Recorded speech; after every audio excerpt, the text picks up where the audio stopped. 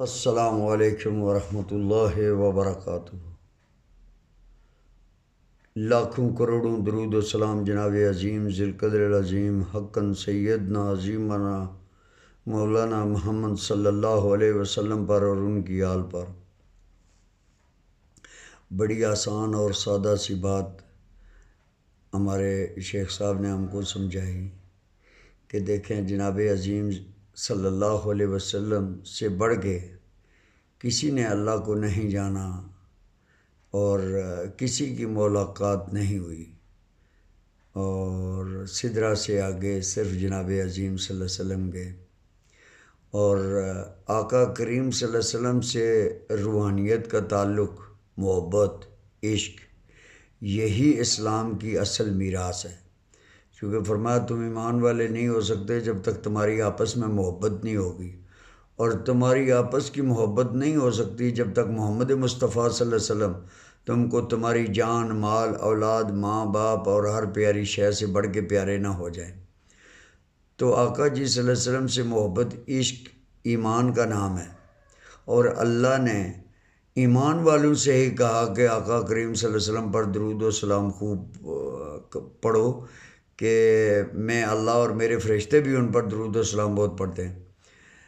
تو اب آپ کے لیے، میرے لیے، دوسرے کے لیے، ہر کسی کے لیے تیسرا شخص وہ جو ہم کو وہ طریقہ سکھائے، جو آقا کریم صلی اللہ علیہ وسلم سے محبت، عشق میں ہمارے اندر مضبوطی آئے اور ہماری جو روحیں ہیں ان میں جان پڑے، اور وہ مصلی پر کھڑا ہونا ہمیں نصیب ہو، جو محبت میں ہو، دل سے ہو، اور حقیقی معنوں میں اس طرح ہم ہو جائیں جیسے نبی کریم صلی اللہ علیہ وسلم نے چاہا۔ اور اس کے لیے کوئی شجرے ڈھونڈنے کی ضرورت نہیں، کوئی کچھ اور کرنے کی ضرورت نہیں۔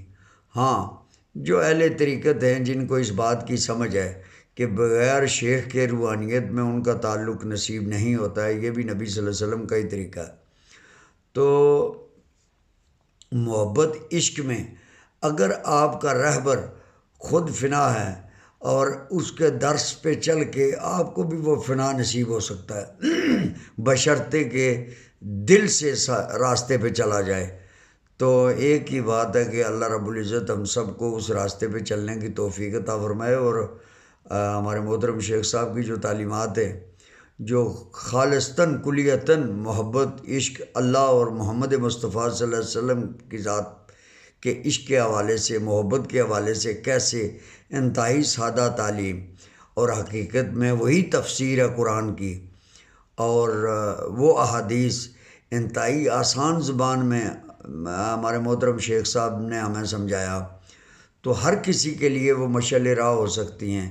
تو عمل سے زندگی بنتی ہے، نہ جنت بھی جہنم بھی، یہ خاکی اپنت میں نہ نوری ہے نہ ناری۔ تو یہ کیا ہے پھر جو جس نے یہ لکھا، تو اس میں کیسے آیا؟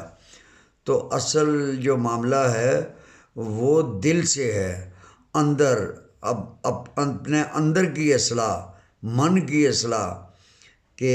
اچھے اعمال پہ دل کرے، جو اپنے لیے پسند کریں اپنے بھائی کے لیے بھی وہ کریں،